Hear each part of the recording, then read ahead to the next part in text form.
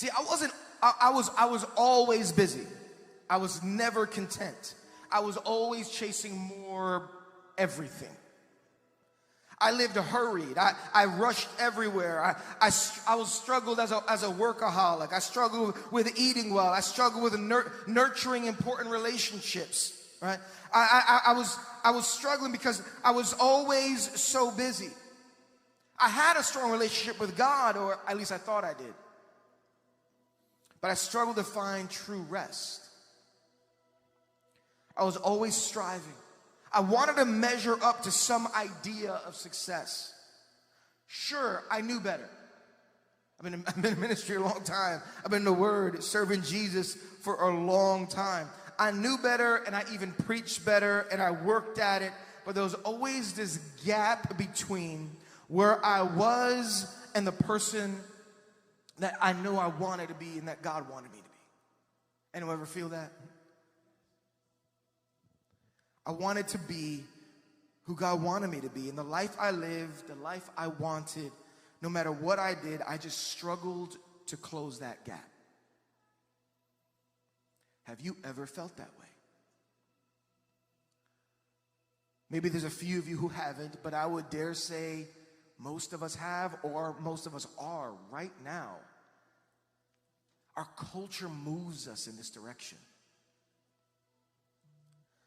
Right? The more I look at our culture, the more that I realize that it wasn't just me. I would dare say that most of us struggle or have struggled with this. And there's this discontentment and ingratitude. They're just normal for us. Maybe not for you. Maybe it was just me. Maybe. See, we lay down scrolling on social media, slowly poisoning ourselves with comparison and striving. We say that we're busy as if it's a badge of honor. We work so hard to appear to live the good life that we actually fail to live a good life. We don't just have a job or a career. We have that plus 4 side hustles, and the next one is the one. Now, I'm not against working hard or even all the goals that God puts in your heart. But I just want to ask you a question, that when you check off every box on your list, when you hit a home run with all those hustles, will you be truly satisfied? I dare say no.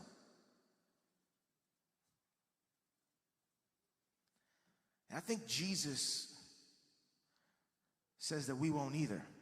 In Mark 8:36, Jesus says this: "For what does it profit a man to gain the whole world and forfeit his soul?" Simply put, I think that we've made a life and faith way too complicated. We made our life and faith way too complicated. We strive, we hustle, we're busy, we're slammed, we're maxed out, we're tapped, we're burned out, we're exhausted, we're burning the candle on both ends. We've bitten off more than we can chew. We're indebted, in distress, doubtful, depressed, and deeply dissatisfied.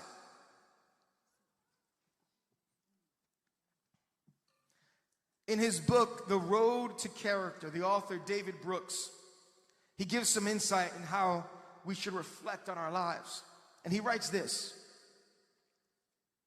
"You follow your desires wherever they take you. You approve." Is it on there? Do we have the slides up? No? Are there any slides? Okay, let's go. Next one. Oh, no, go back. Is there a slide with the quote? No? All right.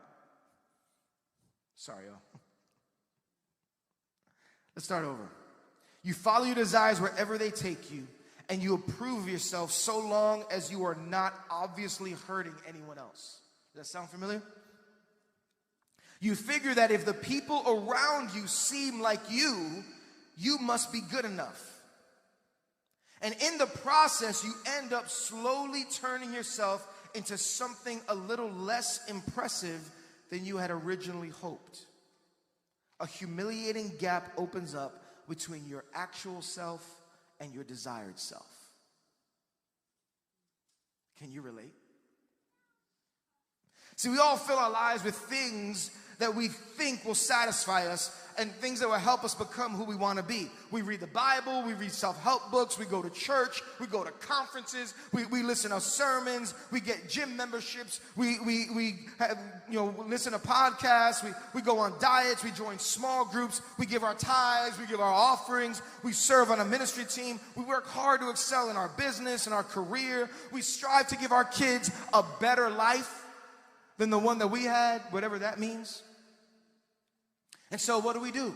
We fill our schedules with church, with school, with sports, with dance. The list goes on and on and on. And the better we do financially, the more we fill our calendars. And the more we fill the calendars of our children. We make life so complicated. We live at this inhumane pace. And we wonder why we feel so unsatisfied. We struggle to experience real peace and true fulfillment. Can I tell you that Jesus offers a better way?